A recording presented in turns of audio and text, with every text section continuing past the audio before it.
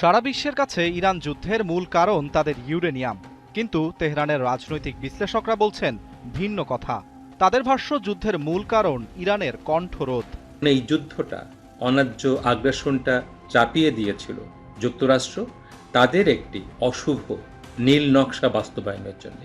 মধ্যপ্রাচ্য অঞ্চল নিয়ে তাদের অনেকগুলো অশুভ পরিকল্পনা রয়েছে।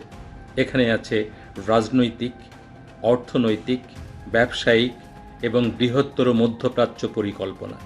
এগুলো তাদের, এবং ইরানকে অবদমিত করা, ইরানকে ধ্বংস করা, ইরানের রাষ্ট্রীয় কাঠামোকে ধ্বংস করে দেয়া, তাদের একটি পদলেহী সরকার এখানে তৈরি করে দেয়া, এগুলো তাদের নকশা ছিল। যুদ্ধে ইরানের অবকাঠামোগত ক্ষতি হয়েছে অনেক, শূন্যতা তৈরি হয়েছে নেতৃত্বে।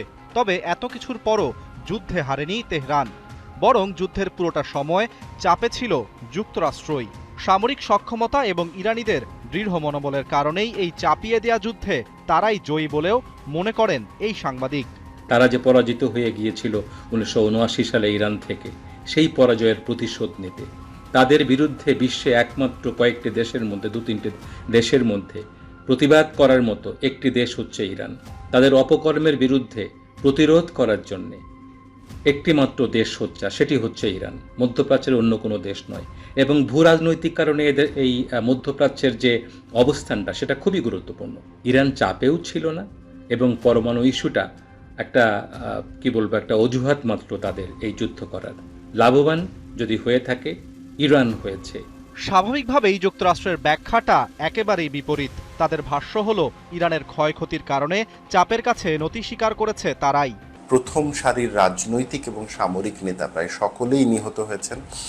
সো এটা একটা বড় চাপ ছিল। আরেকটা বড় চাপ ছিল ইরানের অর্থনীতিতে, এবং এই যে চাপটা, সেটা ইরানের অর্থনীতি যুদ্ধের আগে থেকেই প্রায় পর্যদস্ত ছিল, এবং যুদ্ধ সেটাকে আরও চাপে ফেলেছিল। অন্যদিকে ইরানের অবকাঠামো থেকে শুরু করে পারমাণবিক স্থাপনা এবং তার যে কোয়ার্সিভ ডিটারেন্সের যে মজুদ, সেটার উপরেও চাপ পড়েছিল। সো এই দিক থেকে নিঃসন্দেহে ইরানের উপরে প্রচণ্ড চাপ ছিল। তবে যুক্তরাষ্ট্রের মধ্যবর্তী নির্বাচনের কারণে ট্রাম্প প্রশাসনের ওপরও অভ্যন্তরীণ এবং আন্তর্জাতিক চাপ ছিল যুদ্ধ বন্ধের। একথাও স্বীকার করলেন এই রাজনৈতিক বিশ্লেষক। বিশ্ব অর্থনীতির চাপ, অর্থাৎ হরমুজ প্রণালী যুদ্ধের কারণে বন্ধ থাকায় আমরা জানি যে এটার একটা খুব বড় ইম্প্যাক্ট পড়েছে তেলের বাজারের উপরে। এবং দ্বিতীয় যে চাপটি, সেটা যুক্তরাষ্ট্রের ভেতরকার অভ্যন্তরীণ বাজারের ক্ষেত্রে। যুদ্ধের কারণে অভ্যন্তরীণ তেলের বাজারও অস্থিতিশীল হয়েছে, এটার চাপ শেয়ার মার্কেটের উপরে পড়েছে। সর্বোপরি সামনে যে মধ্যবর্তী নির্বাচন আসছে যুক্তরাষ্ট্রে, সেই নির্বাচনের উপরেও একটা চাপ তৈরি করেছে। বিশেষ করে রিপাবলিকানরা এই নির্বাচনের ব্যাপারে যথেষ্ট শঙ্কিত অবস্থায় রয়েছে।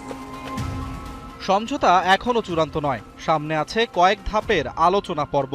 তবে চুক্তি পুরোপুরি বাস্তবায়িত হলে মধ্যপ্রাচ্যের নিরাপত্তা, বৈশ্বিক জ্বালানি বাজার এবং ইরানের অর্থনীতিতে এর বড় প্রভাব পড়বে, তাতে কোনো সন্দেহ নেই। সেই স্থিতিশীলতার অপেক্ষাতেই আছে গোটা বিশ্ব। আরাফাত ইসলাম, ৭১।